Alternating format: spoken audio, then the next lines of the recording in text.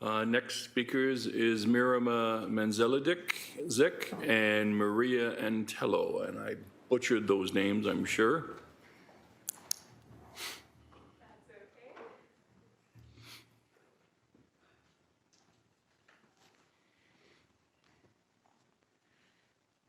Hi, good afternoon, Council. That's okay, Councillor Clark, for butchering those names. I'll read them out. So good afternoon. My name is Merima Menzildzic, and I'm a legal caseworker at the Hamilton Community Legal Clinic, and I'm here today with my colleague, Maria Antello, who is our community development worker. We will be speaking to, like very similar, most of the other delegates, to the line item regarding rent evictions. I'd like to begin by saying that the legal clinic provides quite a bit of direct summary legal advice to Hamiltonians across the city in a variety of different legal areas, but housing-related matters, above all, outpace most other legal services and legal areas that we advise on.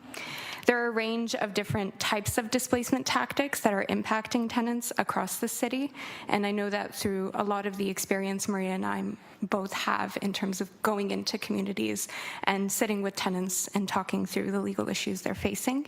Some of the legal processes engage the Residential Tenancies Act, and displacement can happen over the course of the legal process under that act, and other displacement tactics operate outside of the legal process. So an example would be potentially a reason for why L2 applications are not filed as frequently in a particular area would be because landlord displacement tactics recognize that elderly populations or more senior populations are more susceptible to displacement through pressure and through large buyouts.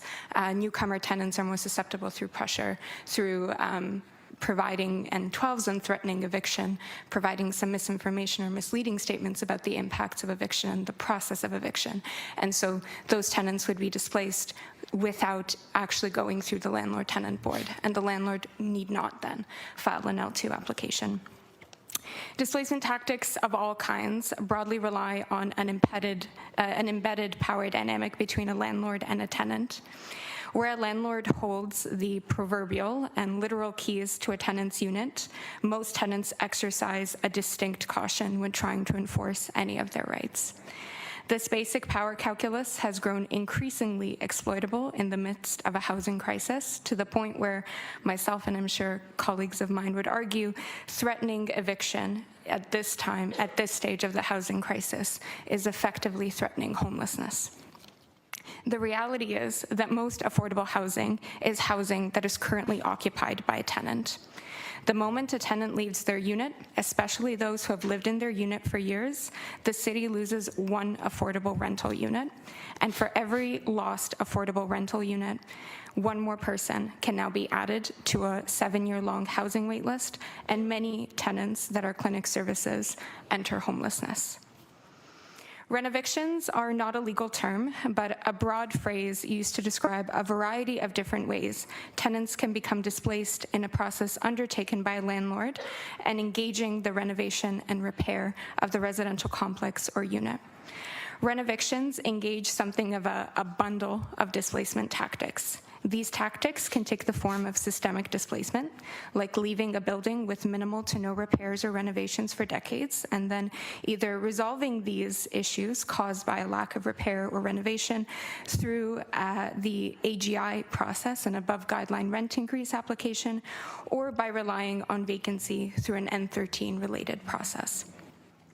The N13 eviction notice allows a landlord to request vacant possession of a rental unit for a few reasons, but most common of all, in order to do renovation work that is, according to the notice, so substantial that that tenant needs to leave the unit, that vacancy is simply required to complete those renovations.